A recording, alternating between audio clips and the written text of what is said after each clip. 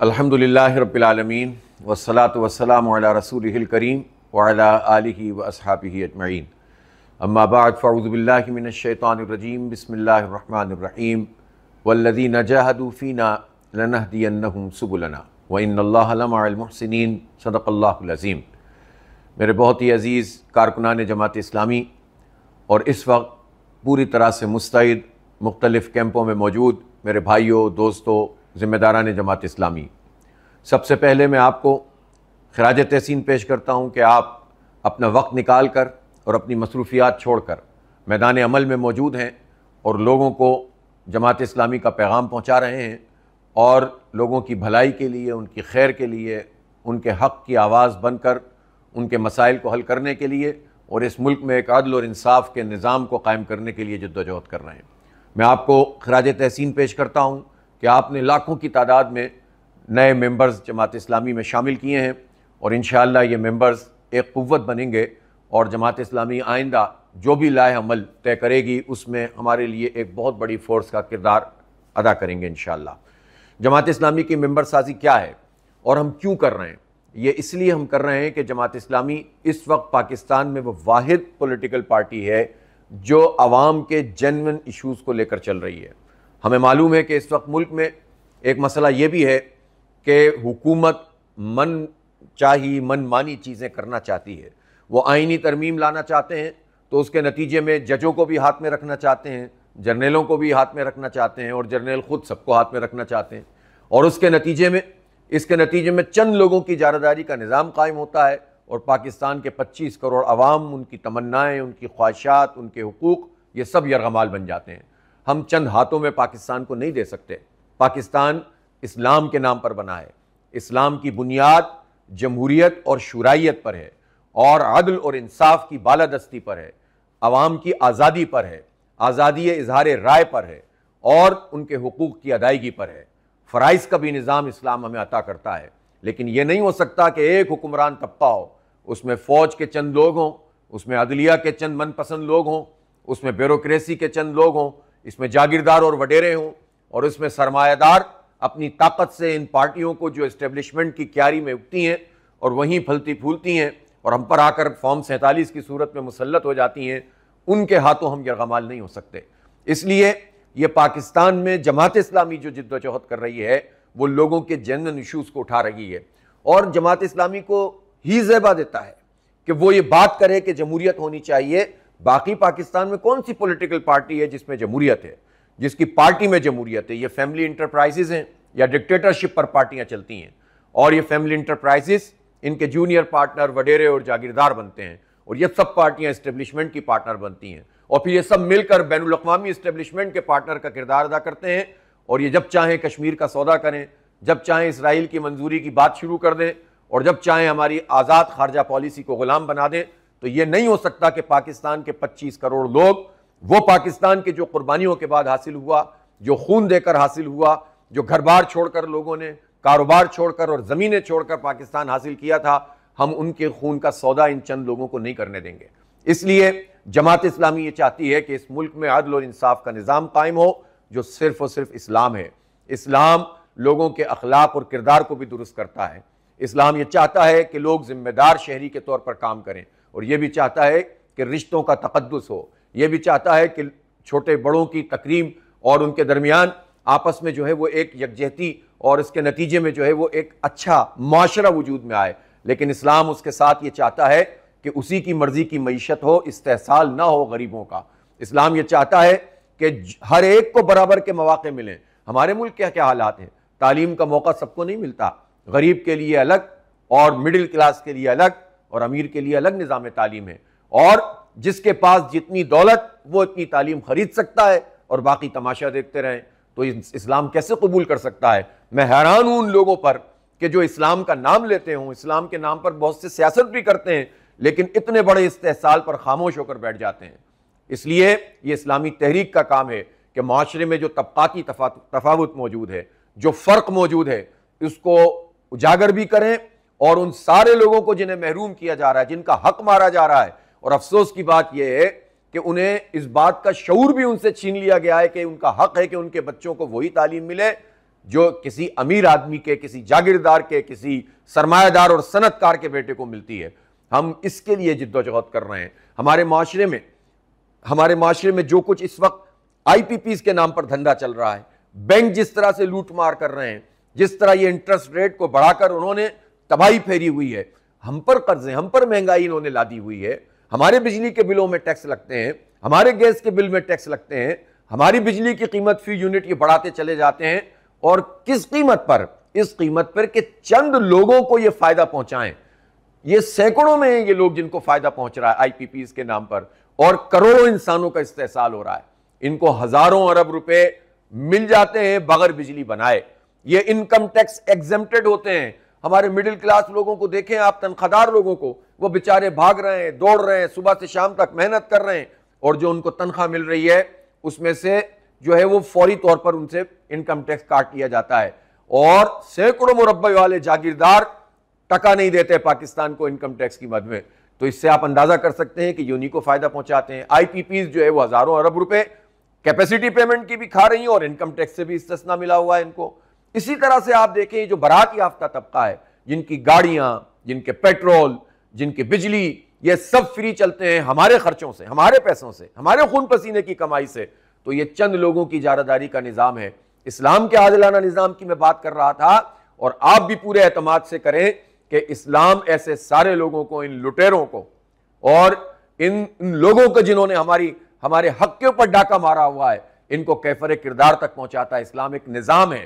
اور اسلام معیشت، تجارت، قانون، حکومت، سیاست، سب چیزوں کو ایڈریس کرتا ہے، اور ہم یہ چاہتے ہیں کہ وہ نظام بالادست ہوگا تو اس کے نتیجے میں سب کو حق ملے گا۔ عورتوں کو حق ملے گا، وراثت کا حق ملے گا، جس کو سب پامال کرتے ہیں۔ اور ہم نے تو بہت کچھ دیکھا ہے، بڑے بڑے دین کا دعویٰ کرنے والے اپنی بیٹیوں اور بہنوں کو وراثت میں حق نہیں دیتے ہیں، کھا جاتے ہیں، اور کہتے ہیں ہم نے تو جہیز دے دیا نا۔ تو بھائی جہیز کا حساب نہیں مانگا جائے گا تم سے، وراثت کا حساب مانگا جائے گا۔ ہم تو وہ نظام انشاءاللہ لائیں گے جس کے نتیجے میں کوئی کتنا بھی پاورفل ہو اور کسی بھی سیٹ پر بیٹھا ہوا ہو، اگر وہ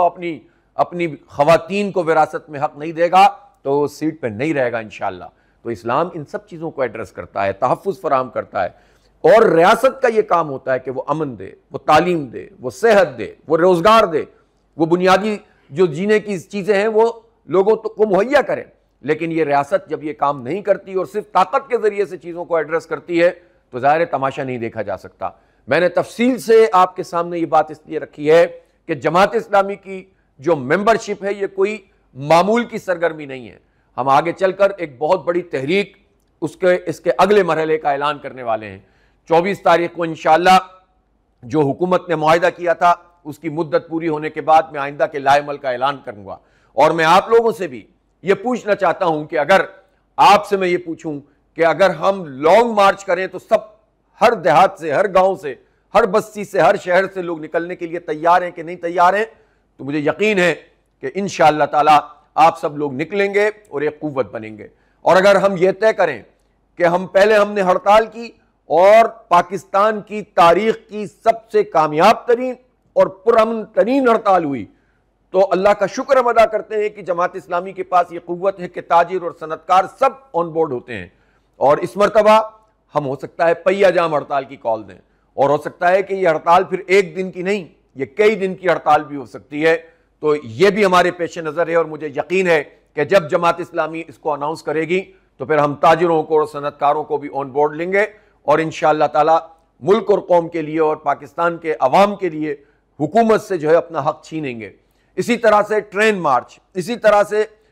اسلام آباد میں ایک بہت بڑا دھرنا، یہ سب ہمارے پیش نظر ہے، اور 24 تاریخ کو انشاءاللہ میں اس کا اعلان بھی کروں گا۔ لیکن میں آپ سے یہ چاہتا ہوں کہ اس وقت جو ممبرشپ کیمپین چل رہی ہے یہ آپ اس کو اوڑھنا بچھونا بنا لیں۔ آج آپ یہاں کیمپ پر موجود ہیں، اب آپ روزانہ کی بنیاد پر نکلیں۔ پہلی بات تو یہ ہے کہ جتنے کارکنان ہیں، جتنے ارکان ہیں، اور جتنے ہمارے یہ ممبرز بن رہے ہیں، یہ سب ہمارے سفیر ہیں، سب ایمبیسڈر ہیں، اور آپ خود اپنی ایک فہرست بنائیں، اپنے گھر میں، اپنے خاندان میں، اپنے محلے والوں میں، اپنے جو ہے وہ پرانے دوستوں میں، پرانے محلے کے لوگوں میں، آپ اگر جو شادی شدہ لوگ ہیں ان کے سسرال ہیں، وہاں پر ماشاءاللہ بڑے تعلقات ہوتے ہیں لوگوں کے، اور وہاں پر لوگوں سے رابطہ کریں۔ بیرون ملک بہت سارے آپ کے دوست احباب ہیں، ان سے رابطہ کریں. آپ لسٹ بناتے جائیے, یہ لسٹ کم از کم 100 200 300 پہ جا کر رکے گی, اور پھر اس کے بعد اگر یہ 300 لوگ ان کو آپ قائل کرنے میں کامیاب ہوتے ہیں. اور میں آپ کو ایک بات بتا دوں کہ جماعت اسلامی اس وقت جس پوزیشن پر ہے, اس میں آپ کو میکسیمم ریزلٹ ملے گا. آپ ان کو جب یہ سمجھائیں گے کہ ہم کیوں ممبرشپ چاہتے ہیں اور کیوں ہم آپ کا ساتھ چاہتے ہیں, تو مجھے یقین ہے کہ بہت کم لوگ ایسے ہوں گے کہ جو آپ کے ساتھ تعاون نہیں کریں گے, اور وہ بھی آپ سے خیر خواہی کا اظہار کریں گے. لیکن شرط یہ ہے کہ آپ پہنچیں. تو اپنی ذاتی لسٹ بنائیے اور اس کے مطابق ممبرشپ کیجئے. ابھی تو ہماری ٹیم یہ اناؤنس بھی کرنے جا رہی ہے کہ جتنے لوگ بھی روزانہ کی بنیاد پر ممبر بنائیں گے, تو جو ٹاپ 10 ہمارے کارکنان ہوں گے اس دن ممبر سازی کرنے والے, انشاءاللہ امیر جماعت کی طرف سے ان کو انعام ملے گا. اور یہ صرف حوصلہ افزائی کے لیے, کمپٹیشن کے لیے, خیر کے کاموں میں مسابقت, فاستبقوا الخیرات کہ نیکی اور بھلائیوں کے کاموں میں سبقت, اس کو پروموٹ کرنا چاہیے. اسی طرح سے ہم یہ دیکھ رہے ہیں کہ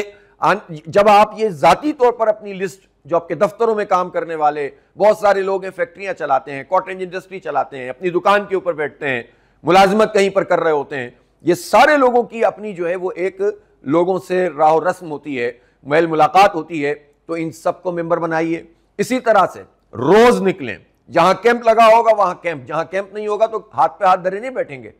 3 طریقوں سے آپ کام کر سکتے ہیں. ایک یہ کہ کیمپ لگاؤ, سب لوگ وہاں جمع ہوں اور پھر چاروں طرف بستی میں چلے جائیں, چوک بازار میں چلے جائیں, رابطہ کریں. دوسری صورت یہ ہے کہ آپ کوئی ایک گاڑی, کوئی ایک چیز جو آپ کے پاس موجود ہو اس کو تیار کر کے فلوٹ کی صورت میں نکلیں, 8 10 15 20 جتنے لوگ نکل سکتے ہیں, اور گلی گلی محلہ محلہ پہنچیں اور میگا فون سے اعلان کریں یا ساؤنڈ سسٹم سے اعلان کریں اور لوگوں کو ممبر بنائیں. کہیں پر نیٹ کا مسئلہ ہے تو آپ کے پاس اب تو مینول فارم بھی موجود ہیں, اس کام کو انجام دیں. اور تیسرا طریقہ یہ ہے کہ دونوں چیزیں آپ کے پاس نہیں ہیں, لیکن اللہ تعالیٰ نے آپ کو زبان دی ہے, اللہ تعالیٰ نے آپ کو پیر دیے ہیں, آپ چل سکتے ہیں, اللہ تعالیٰ نے آپ کو جسم دیا ہے اور صلاحیت دی ہے, آپ نکل پڑے. بس گلی میں کوئی کارکن بھی نہیں آیا تو اکیلے آدمی نکل پڑے. ہمیں اس طرح کے لوگ چاہیے کہ جو دیوانہ وار اس کام کو انجام دیں, اس کو اوڑھنا بچھونا بنائیں اور اپنے اہداف کو پورا کریں. جب ایک بڑی تعداد میں لوگ ممبر بنیں گے تو اگلا مرحلہ یہ ہے کہ ان سارے ممبرز کو ہمیں چھوڑ نہیں دینا, بلکہ ان سے رابطہ کرنا ہے, ان کو اپنی عوامی کمیٹیوں میں شامل کرنا ہے, ان کو اپنی کسان کمیٹیوں میں, مزدور کمیٹیوں میں. انفارمل لیبر ہے, آپ یہ دیکھیں کتنے رکشہ ڈرائیور ہیں, ریڑی بان ہیں, اس طرح کے مزدور ہیں, ان کا کوئی پوچھنے والا نہیں ہے, ان کا کوئی استحقاق نہیں ہے. آپ ان کو منظم کر سکتے ہیں, ان کی کمیٹیاں قائم کر سکتے ہیں, ان کو اپنے ساتھ ملا سکتے ہیں. اسی طرح سے پبلک ایڈ کمیٹیاں ہیں کہ جو آپ جگہ جگہ بنا کر کہیں پر یہ جو ہیسکو لیسکو فیسکو اس طرح کی جو ڈسکوز ہیں, ان میں آپ کے ساتھ پرابلم ہوتی ہے, آپ اس کے لیے کمیٹی بنائیں. آپ اپنے محلے کے سرکاری اسکول میں جو حکومت ظلم زیادتی کرتی ہے, پیسے کھا جاتے ہیں, پراپر طریقے سے انتظام نہیں کرتے, آپ اس کی کمیٹی بنائیں, اس کی نگرانی کریں. یہ ہمارا حق ہے. یہ اسکول اگر چل رہا ہے تو ہمارا حق ہے, ہم اس کو سیدھا کریں گے حکومت کو کہ اس کے اوپر وہ انویسٹ بھی کریں, ہمارے بچوں کو درست تعلیم بھی دیں.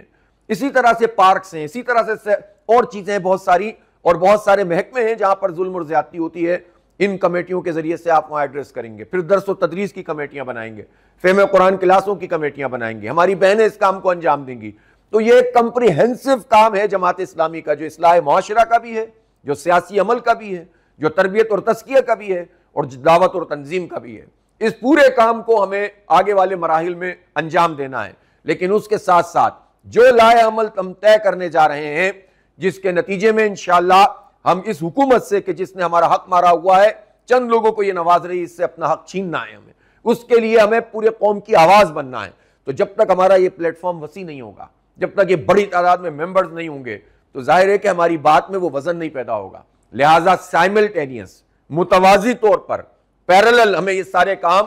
ساتھ ساتھ چلانے ہیں اور اس کے نتیجے میں ایک قوت بننا ہے. مجھے یقین ہے کہ انشاءاللہ آج کے اس کیمپ کے بعد آپ جتنے بھی دن اگلے آ رہے ہیں چین سے نہیں بیٹھیں گے اور مسلسل ممبر سازی کریں گے. اور اب وہ جو ہمارے پاس جو نمبرز آتے ہیں, اور اب وہ والے ممبر تو ہے نہیں کہ لوگ بتا دیں کہ ہم نے اتنے ممبر بنا لیے, اب تو آپ ممبر بناتے جائیے. اور جو براہ راست جو کیو آر کوڈ کے ذریعے سے بنا رہا ہے وہ تو ڈائریکٹ آ رہا ہے, اور اگر کسی کو مینول بھی بنانا پڑتا ہے تو وہ روزانہ اس میں انٹر کرے. ہمارے پاس روز ریکارڈ آ رہا ہے, ہم نے 10 اضلاع کو سامنے رکھا ہے, اب ہم 20 اضلاع کا کمپٹیشن کریں گے کہ کون زیادہ آگے بڑھتا ہے. اسی طرح سے ہم یہ چاہتے ہیں کہ یہ تعداد اتنی بڑی ہو جائے کہ انشاءاللہ ایک بہت بڑی قوت کے اندر ڈھل جائے. اللہ تعالیٰ آپ کو جزائے خیر عطا فرمائے, آپ کے کام میں برکت عطا فرمائے، جماعت اسلامی کو ایک قوت بنائے، اور یہ قوت پاکستان کی قوت بنے، دین کی قوت بنے۔ میں نوجوانوں سے خاص طور پر یہ بات کہتا ہوں کہ آپ کی طرف سب کی نظریں، آپ زیادہ بھی ہیں اور آپ کے اندر صلاحیت بھی زیادہ ہے۔ ہمارے بزرگ کتنی محنت کرتے ہیں، آپ دیکھیں پوری زندگیاں اس کام پہ انہوں نے لگائی ہیں، کتنی قربانیاں انہوں نے دی ہیں۔ اب سب نوجوانوں کی طرف دیکھتے ہیں، اگر آپ آئیں گے، بیٹھیں گے، گپ شپ لگائیں گے، چلے جائیں گے تو کام تو یہ بھی ہو جاتا ہے، لیکن اگر آپ میدان میں اتریں گے، آپ نوجوانوں سے رابطہ کریں گے، آپ تعلیمی اداروں میں پڑھنے والے لوگوں سے ملیں گے، آپ بستی بستی جائیں گے، تو اللہ تعالیٰ نے آپ کو جو صلاحیت اور جو قوت اور جو طاقت اس عمر میں دی ہے، یہ سب دین کے لیے استعمال ہوگی، اس پاکستان کے لیے اور عوام کے لیے استعمال ہوگی، اور انشاءاللہ ہم آگے کے مراحل کو طے کر سکیں گے۔ خاص طور پر یوتھ کو ممبرز بنائیے، ممبر بنیے، قوت بنیے، اور اپنے حصے کا کام انجام دیجیے۔ انشاءاللہ آگے جو بھی لائے عمل ہوگا، ہم بھرپور طریقے سے اس کے مطابق آگے بڑھیں گے۔ بہت بہت شکریہ۔ وآخر دعوانا ان الحمدللہ رب العالمین۔